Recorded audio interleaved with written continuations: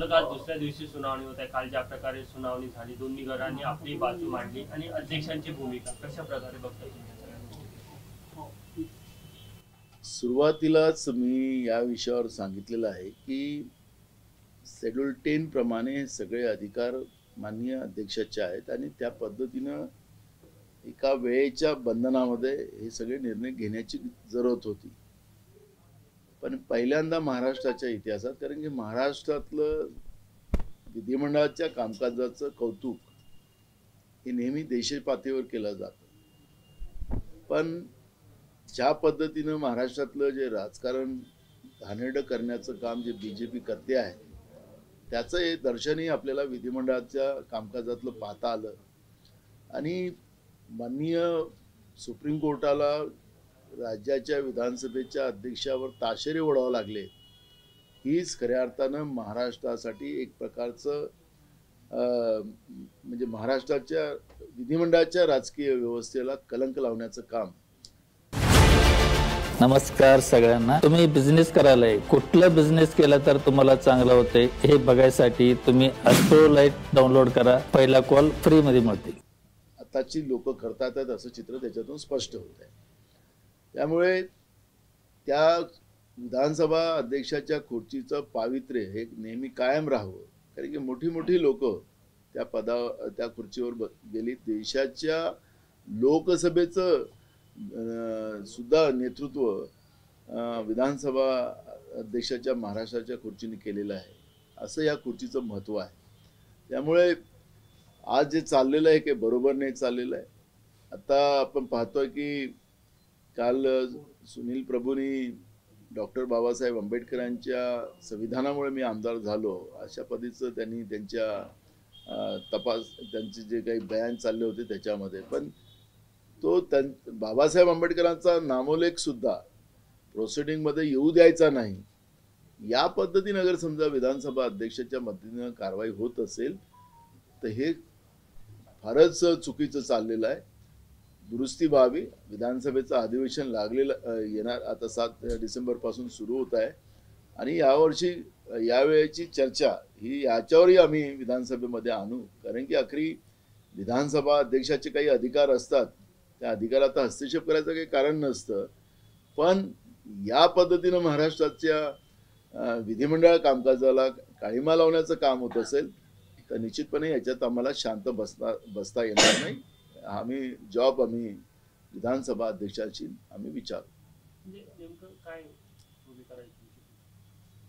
हे बघा, महाराष्ट्राची प्रतिमा अगर खराब होत असेल या सगळ्या चुकीच्या राजकारणामुळे तर बिलकुल याच्यामध्ये शांत बसण्याचं कुठले कारण होणार नाही. आणि आयुधाच्या माध्यमातून माननीय अध्यक्षांना विधानसभा सदस्यांना प्रश्न विचारण्याचे अधिकार आहेत, त्या आधारावर आम्ही ते प्रश्न विचारू. हिवाळी अधिवेशन आहे 7 तारखेपासून आणि 12 तारखेला शरद पवारांचा वाढदिवस आहे. त्यानिमित्त इथे शक्ती प्रदर्शन कुठेतरी केले जाणार आहे. इंडिया आघाडीची बैठक आयोजित करण्यात सुरू आहे. काय एकंदरीत थोडं अजून त्याची कुठली चर्चा नाही आहे. आम्ही सगळेजण निवडणुकीमध्येच लागलेलो आहोत. आता या निवडणुकीची प्रक्रिया संपली की त्यानंतर आम्ही बसू, पण अशी कुठली अजून त्या पद्धतीची चर्चा नाही. शरद पवारांच्या सभेमध्ये उद्धव ठाकरे देखील येत आहेत, तर काँग्रेसच्या नेत्यांनी त्यांनी आमंत्रण दिलं असं बोललं जातं. नाही, अजून अशी कुठली चर्चाच नाही. त्याच्यामुळे ही चर्चा नसल्यामुळे त्याच्यावर मी आता वक्तव्य करणं चुकीचं ठरेल. काल ईडीने कारवाई करत नॅशनल हेराल्डच्या ज्या काही कंपन्या होत्या त्यांची जवळपास 750 कोटींची मालमत्ता जप्त केली. आता थेट गांधी परिवारावर ईडीने कारवाई केली. चिडलेलं भाजपचं हा खरा चेहरा आपल्याला पाहायला मिळतोय. 5 राज्याच्या निवडणुकामध्ये त्यांची हार आता निश्चित ठरलेली आहे.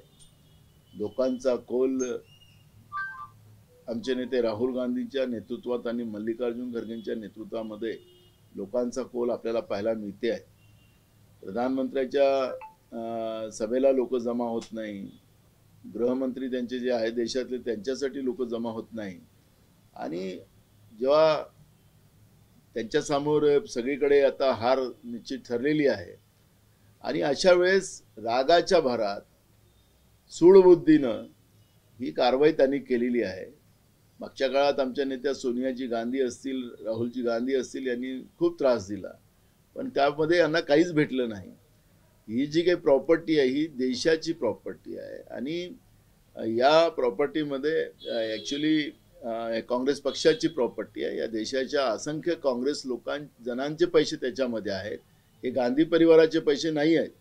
त्यामुळे या देशाच्या काँग्रेस जनाच्या पैशावर म्हणजे जी आहे प्रॉपर्टी त्याच्यावर धार टाकून यांना काहीच भेटणार नाही आहे. आखरी प्रत्येकाने आपल्या घामाचा पैसा काँग्रेस जनांनी त्या ठिकाणी लावलेला आहे आणि तो रेकॉर्ड पण त्या ठिकाणी आहे. ज्या प्रॉपर्टीज आहेत त्या प्रॉपर्टीवर त्यांनी सील केलेलं आहे तर ते आज ना उद्या खरं समोर येणार आहे. त्यामुळे आम्हाला काही घाबरण्याचं कारण नाही. पण पायाखालची जमीन खसकली भाजपची, त्यामुळे हे द्वेष बुद्धीनं केलेली कारवाई आहे असं म्हटलं तर वावगं ठरणार. 25 तारखेला वंचितची मुंबईमध्ये सभा आहे. त्यांनी राहुल गांधींना आमंत्रण दिलेलं आहे. काय राहील? अजून असं कुठलेही आम्हाला प्रदेशला माहिती आलेली नाही. त्याच्यामुळे त्यांनी परस्पर दिली असेल मला माहिती नाही. त्याच्यामुळे असं कुठलंही अजून प्रदेशपर्यंत कुठली माहिती नाही. अमित शहा आणि तेलंगणाच्या एका सभेमध्ये म्हटलं की आमची जे सत्ता आली केंद्रामध्ये ते जे मुस्लिम आरक्षण आहे 4% ते आम्ही कॅन्सल करू, रद्द करू आणि ते जे आरक्षण आहे इतर समाजाला देऊ. कसं बघता याच्याकडे? कर्नाटकमध्ये हेच भाषण त्यांनी केलेलं होतं.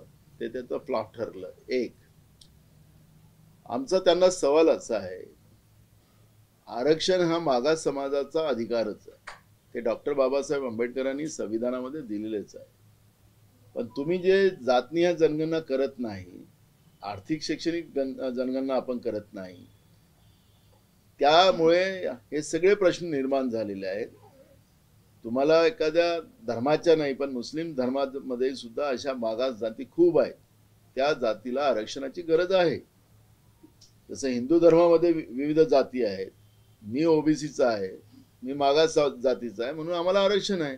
कोणी शेड्यूल कास्ट असेल त्याला आरक्षण आहे. मूळ प्रश्न हा धर्माचा प्रश्न नाही होऊ शकत. यांना आमचा सवाल असा आहे की तुम्ही जातीनिहाय जनगणना करायला विरोध का करता? नरेंद्र मोदीजी सांगतात की आम्ही गरीब जात निर्माण केलेली आहे, म्हणजे तुमचा आरक्षणाला पूर्ण आरक्षणाला विरोध आहे असं त्याच्यातून स्पष्ट होतं. मुद्द्याला डायव्हर्ट करणं हे बीजेपीच्या नेतृत्वाचं नेहमी कृत्य राहिलेलं आहे. त्याच्यातला हा प्रयत्न आहे. त्यामुळे मुस्लिमामधल्या ज्या मागास जाती आहेत त्याचा सर्वे करून, जनगणना करून, सेन्सस करून त्याही समाजाला आरक्षण दिलं पाहिजे. आम्ही तर सांगतोय की आमचे नेते राहुल गांधींनी सांगितलंय की आम्ही जातीय जनगणना करणार. पहिलं केंद्रात आमचं सरकार आलं तर आम्ही देशव्यापी, कारण की देशाच्याच सरकारने सेन्सस करायची हे असते, पण मोदीचं सरकार ते करायला तयार नाही. त्यामुळे राहुलजींनी सांगितलं की आमचं सरकार आलं तर आम्ही करू. आणि मग त्याच्यामध्ये जे आज ओबीसीच्या आरक्षणाचा प्रश्न असेल, शेड्यूल कास्टचा असेल, आदिवासीचा, आपल्याला छत्तीसगडमध्ये आपल्याला माहितीसाठी सांगतो, छत्तीसगडमध्ये तिथं आदिवासीचंही आरक्षणामध्ये वाढ करण्यात आली, शेड्यूल कास्टच्या आरक्षणात वाढ करण्यात आली, ओबीसीच्या आरक्षणात वाढ करण्यात आली. जेव्हा ह्या जातीय जनगणना होईल तर महाराष्ट्रामध्ये सुद्धा मुस्लिम असतील, ओबीसी असतील आणि ज्या मागास जाती राज्यात आहेत त्या सगळ्या जातीला त्यामध्ये समावेश करून या आरक्षणाची वाढ करण्यात येणार. ही भूमिका काँग्रेस पक्षाची आहे. त्यामुळे जुमलेबाजी त्यांनी बंद करावी आणि धर्मावर टीका करण्यापेक्षा वास्तुस्थिती लोकांच्या समोर मांडावं, ही आमची भूमिका आहे. काल जरांगे पाटील जे आहेत त्यांनी भाषण करताना म्हटलं की ज्यांची लायकी नाही त्यांच्या हाताखाली आम्हाला काम करावं लागतं आणि आज त्यांनी गुंजाव केलं की मी असं काही वक्तव्य केलं नव्हतं, पण ते रेकॉर्ड करते की त्यांनी म्हटलं की ज्यांची लायकी नाही त्यांच्या हाताखाली आम्हाला काम करायचं. कुठेतरी एक ते राजकीय बोलायला लागले असं वाटतंय का?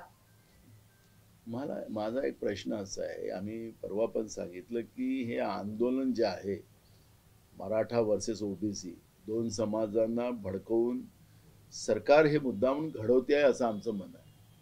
राज्याचा मंत्री एका समूहाबरोबर जाऊन त्या ठिकाणी चॅलेंज करत असेल तर याचा अर्थच आपल्याला हे लक्षात आलं पाहिजे की हे सरकार प्रायोजित हे महाराष्ट्राला पेटवण्याचं काम सुरू आहे. शेतकऱ्यांबद्दल सरकार बोलायला तयार नाही. विधानसभेत मुख्यमंत्री सांगतात, काल महालक्ष्मीच्या दर्शनात कोल्हापूरला होतं की मी वाऱ्यावर सोडणार आहे. शेतकऱ्याला वाऱ्यावर सोडले ना, रोज शेतकरी आत्महत्या करताय, रोज आकडे वाढत चाललेले आहेत. शेतकऱ्यांना काय देता नाही देता ते सांगून एकदम मोकळं तर व्हा, पण वाऱ्यावर सोडणार नाही. तुम्ही वाऱ्यावरच सोडलेलं आहे. म्हणून वाऱ्यावरची गोष्ट करताय वारंवार. तुम्ही मागच्या काळात फडणवीसांनी सांगितलं की आम्ही कंत्राटी भरती आता बदलवणार, आम्ही नवीन भरती पद्धतीनं, तर तुम्ही नवीन भरती जाहीर करत का नाही? 50,000 मुलं मुली महाराष्ट्रामध्ये परीक्षाच्या तयाऱ्या करून बसलेले आहेत, त्यांचं वय चाललेलं आहे. का त्यांचं वय झाल्यानंतर तुम्ही त्या पद्धतीच्या नोकर भरती करणार? राज्यामध्ये तुम्ही शाळा बंद करायला निघाले, लाखो पद शिक्षकांचे खाली आहेत. महागाईबद्दल तुम्ही बोलत नाही. मूळ मुद्दे जे आहेत आज हे आमच्यासाठी महत्त्वाचे आहेत. शेतकऱ्यांचे प्रश्न, महागाई आमच्यासाठी, गरिबांचे प्रश्न महत्त्वाचे आहेत, बेरोजगारांचे प्रश्न महत्त्वाचे आहेत. आणि ह्या प्रश्नाकडे सरकार मुद्दामून डायव्हर्ट करण्यासाठी या पद्धतीचे मुद्दे पुढे आणतात आणि माध्यमाच्या माध्यमातून लोकांना डायव्हर्ट करण्याचा प्रयत्न हा सरकार करतो आहे. त्यामुळे जरांगे पाटील काय बोलले किंवा भुजबळ काय बोलले, आम्हाला त्याच्यामध्ये जायचं नाही. काँग्रेसला त्याच्यामध्ये अजिबात रस नाही. मी वारंवार सांगतोय की सरकारमध्ये खऱ्या अर्थानं मराठ्यांना आरक्षण द्यायचं असेल, आता धनगर समाजाचं आरक्षण चालू झालं, त्यांच्याबद्दलचं वातावरण तापत आहे. आणि म्हणून अशा परिस्थितीमध्ये जातीने ह्या जनगणना, आर्थिक आणि शैक्षणिक हा सर्वे, हा सेन्सेस सरकारने तातडीनं करावा आणि तेही नरेंद्र मोदीच्या सरकारने करावा. राष्ट्रीय सेन्सेस व्हावा. कारण की राज्याच्या सरकारच्या सेन्सेसला पाहिजे ते महत्त्व नसते, कारण की ती आर्थिक तरतूद राज्याला पूर्ण करता येत नाही. केंद्राचा जिथपर्यंत पैसा त्याच्यामध्ये येत नाही तिथपर्यंत सर्व शेवटच्या माणसाला आपल्याला त्या पद्धतीची आर्थिक ताकद देता येणार नाही, त्याला मुख्य प्रवाहात आणता येणार नाही. म्हणून भाजपमध्ये दम असेल तर राष्ट्रीय सेन्सेस तातडीने त्यांनी करावा, ही मागणी काँग्रेस पक्षाची आहे. आणि म्हणून अशा अमित शाह साहेबांनी ज्या पद्धतीची जुमलेबाजी केली किंवा जरांगे काय बोलले त्याच्यामध्ये आम्हाला काही घेणे देणं. पंढरपूरच्या कार्तिकची जी शासकीय महापूजा आहे त्याला उपमुख्यमंत्री देवेंद्र फडणवीस जाणार आहे. तर कुठेतरी अजित पवार तुमच्या काळामध्ये नंबर 2 होते, आता नंबर 3 झाले, जवळपास सिद्ध झालं असं वाटतं. मग आता तिथं ते विकासासाठी गेलेले आहेत. आता त्यांचा नेमका विकास काय आहे ते आपल्याला रोज पाहायला मिळतं. विकास होत नाही म्हणून अमित शहाकडे जातात तब्येत खराब असताना सुद्धा, म्हणून त्यांच्यावर अजितदादाबद्दल जास्त बोललं नाही तर बरं. बागेश्वर धामचे जे महाराज आहेत ते पुण्याला आहेत आणि मुख्यमंत्री देखील त्यांच्या भेटी जाणार, दर्शनाला जाणार आहे. कशा प्रकारे बघता की कुठेतरी एक जे साधू आहेत त्यांना प्रमोट केलं जात आहे, जे बाबा आहेत त्यांना? मला कुणाचं काय असतंय त्याच्याबद्दल आम्हाला बोलायचं नाही आहे. कोण कुठं जात आहे, कुणाला भेटायचं आहे, कोणाची आस्था कोणाबरोबर आहे त्याच्यामध्ये पडण्यापेक्षा तुकाराम महाराजांचा अवमान करणारे कोणी संत असतील, आपल्याला म्हणून घेणारे असतील, तर तुकाराम महाराज हे आमचं दैवत आहे, संत श्रेष्ठ आहेत. त्यांचा अवमान करणाऱ्या कुठल्या व्यक्तीला भेटायला राज्याचा मुख्यमंत्री जात असेल तर मग ही बाब एक प्रकारची गंभीर आहे. त्याच्यामुळे कोणाची आस्था कोणाबरोबर असेल तर त्या आस्थेला काही विरोध करायचा काही कारण बनत नाही. त्यामुळे त्यांनी जावं भेटायला, नाही जावं तो त्यांचा प्रश्न आहे. त्याच्यामुळे त्याच्यावर फार काही प्रतिक्रिया देण्यापेक्षा आमच्यासाठी शेतकऱ्यांचे प्रश्न हे महत्त्वाचे आहेत. अजूनही धान खरेदी केंद्र सुरू नाही झालेत, अजूनही शेतकऱ्यांचे पीक सपोर्ट प्राईसची खरेदी यांनी केलेले नाही.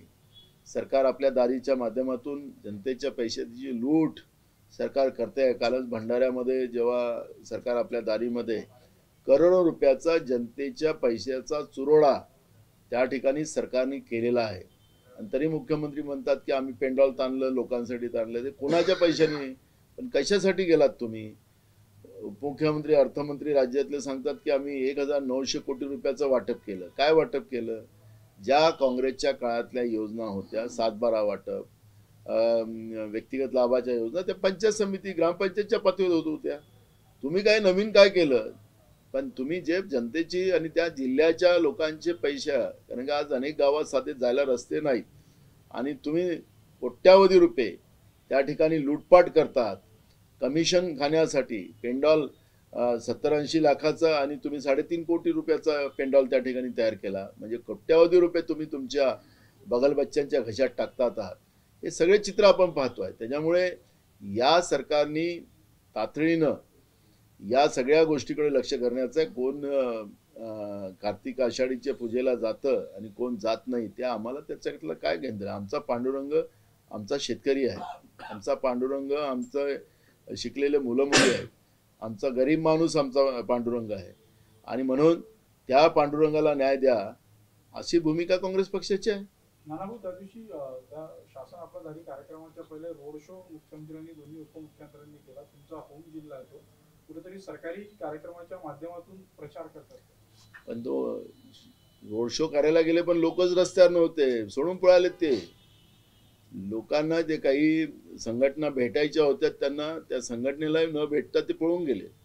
रोड शो त्यांनी जाहीर केला होता पण लोक रस्त्यावर नसल्यामुळे त्यांची परिस्थिती गंभीर झालेली आहे. तर त्यांनी काय प्रचार करावा तो त्यांचा प्रश्न आहे, पण जनता तर पाहिजे ना त्याला सपोर्टला. तर भंडारा जिल्ह्याच्या जनतेने सांगितलं की तुमचं काही काम नाही, बाय बाय केलं त्यांना आणि ते चालले गेले. आणि त्यांच्या गेल्यानंतर त्या ठिकाणी रस्ता रोको अनेक संघटनांनी केल्या की आम्हाला न भेटता मुख्यमंत्री उपमुख्यमंत्री पळून गेले.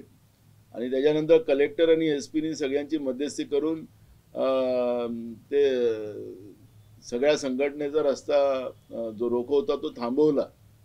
नाहीतर यांना काही घेणं देणं नाही, हे तर तिथं दाखवायसाठी आले होते आपले चेहरे.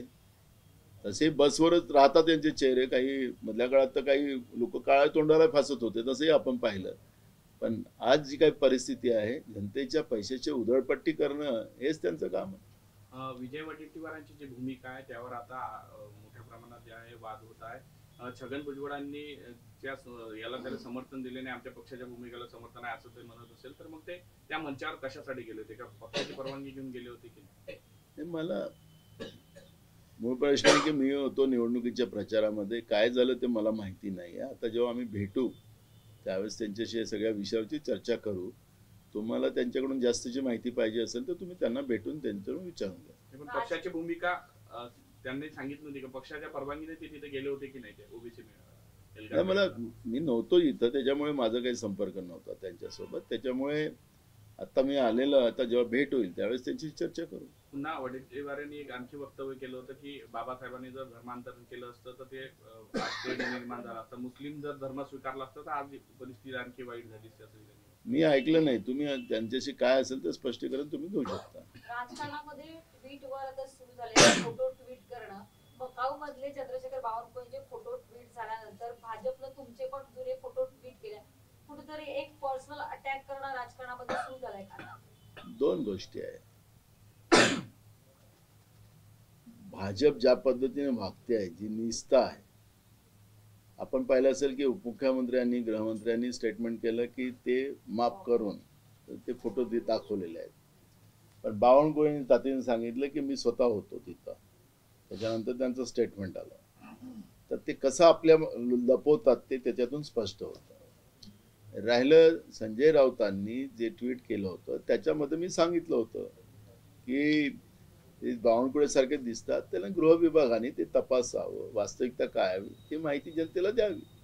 सार्वजनिक आहे, आमदार आहेत, ते लोकप्रतिनिधी आहेत, एका मोठ्या पक्षाचे, देशातला नाही तर जगातला मोठा पक्ष भाजपचे ते राज्यातले प्रदेशाध्यक्ष आहे.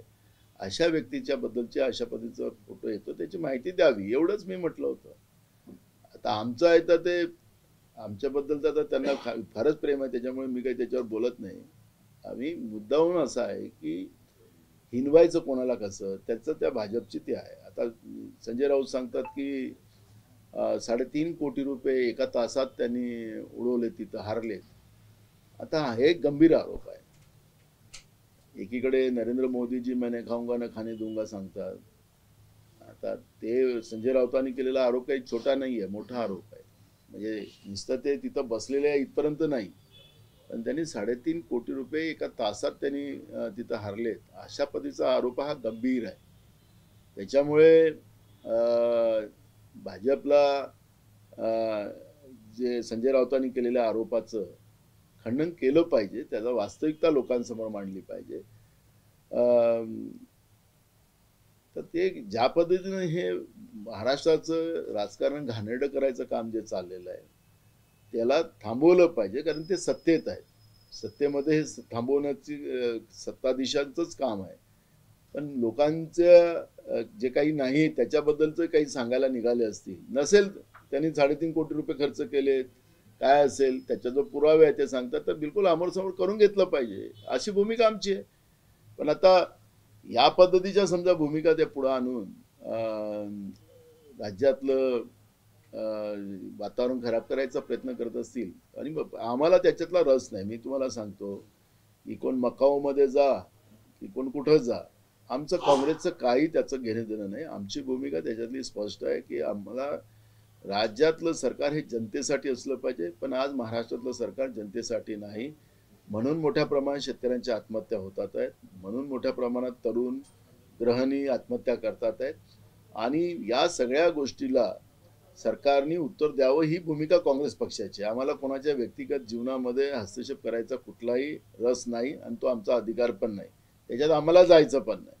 पण जे तुमच्या मीडियाच्या माध्यमातून संजय राऊत जे आरोप करतात आहे त्याच्यावर भाजपने प्रॉपरली त्याच्यावर स्टेटमेंट दिलं पाहिजे की हे 3.5 कोटी रुपये त्यांनी एका तासात ते जुयात हारलेत असा हा जो आरोप आहे हा खऱ्या अर्थानं गंभीर आरोप आहे.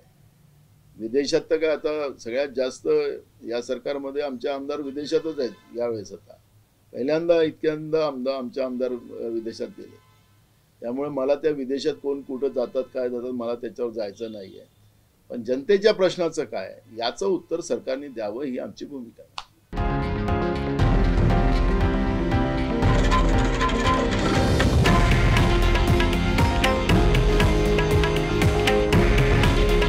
हे आहे देशातील नंबर 1 न्यूज नेटवर्क आणि आपण पाहत आहात TV9 मराठी. काळजी तुमची, हित महाराष्ट्राचं.